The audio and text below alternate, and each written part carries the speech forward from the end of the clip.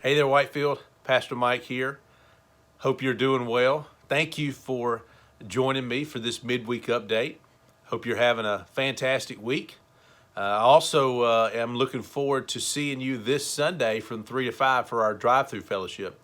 I hope that you'll be a part of that. I hope you're making plans to be here on campus with us. I know our staff and we are so looking forward to seeing our church family, and so I hope that you'll be here for that. I also have just kind of looked at the weather, and at this point, it looks like we'll have dry weather. It'll just be hot weather, but we'll power through, right? We'll power through, and knowing that this has been an unseasonably cool May thus far, but we know summer's coming, so we'll take the coolness as long as we can. But we'll do it together. If it's hot this Sunday, we'll power through together, and I look forward to it. Also, before we get into our devotional time, I want you to be praying for our leadership here as we meet this week. We're discussing a couple of items, a couple of issues, and so continue to lift us up in your prayers, and we ask that you pray for wisdom for us, and pray that we will honor the Lord in all that we do, and we thank you for praying for us. In our time today, I just want to look at a passage in Habakkuk chapter 1. That's in the Old Testament. Habakkuk is a minor prophet, and I want to look at the few verses in the first chapter. If you want to turn there, Habakkuk chapter 1, and we'll begin in verse 2. And the word of the Lord says, "O Lord, how long shall I cry for help, and you will not hear? Or cry to you violence, and you will not save? Why do you make me see iniquity, and why do you idly look at wrong? Destruction and violence are before me, strife and contention arise. So the law is paralyzed, and justice never goes forth. For the wicked surround the righteous, so justice goes forth perverted." Habakkuk is having a tough time seeing what he's seeing in his day. He's seeing justice perverted. He's seeing wickedness run rampant. He's just seeing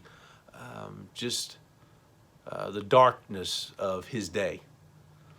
And he's looking around, and everywhere he looks, he sees violence. He sees dismay and disruption. And he's wondering where the Lord is.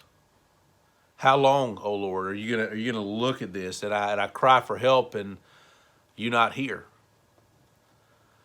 Habakkuk is going through a difficult time in his life. He's seeing that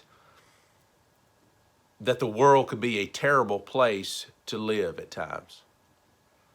And he's not afraid to voice his concern.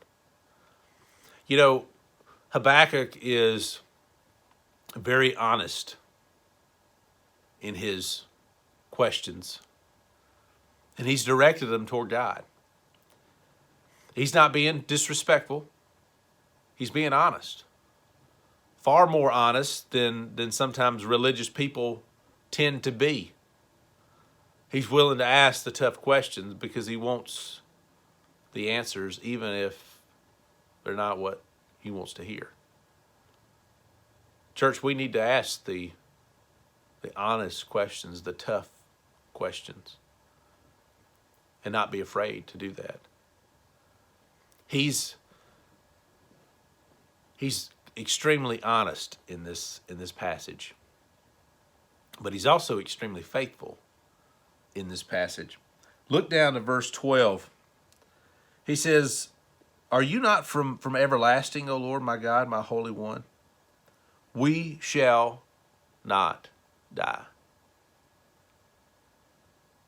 Habakkuk sees that there is danger, there's destruction, there's dismay, there's injustice, there's wickedness.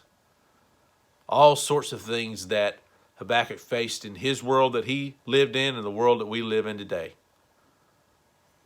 And yet, in the midst of all of that, when it seemed like God was not responding, God was not hearing, God was not caring the whole time he was.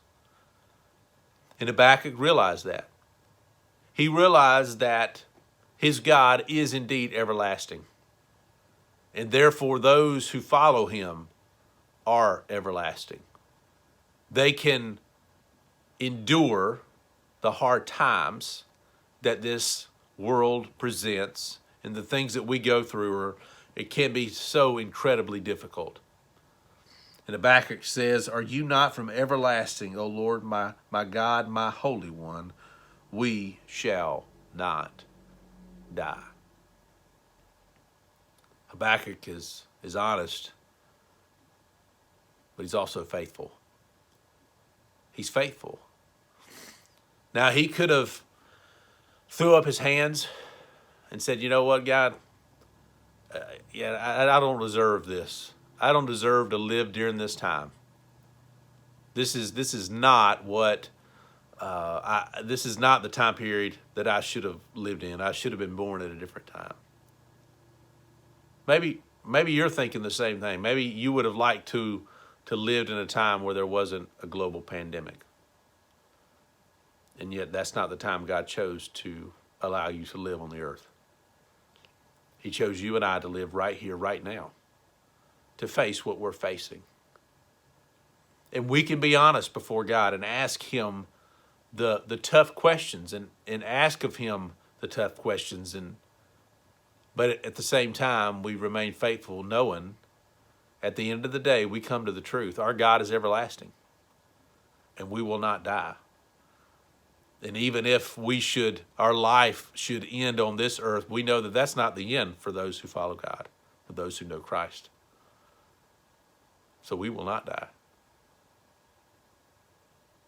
That's the truth.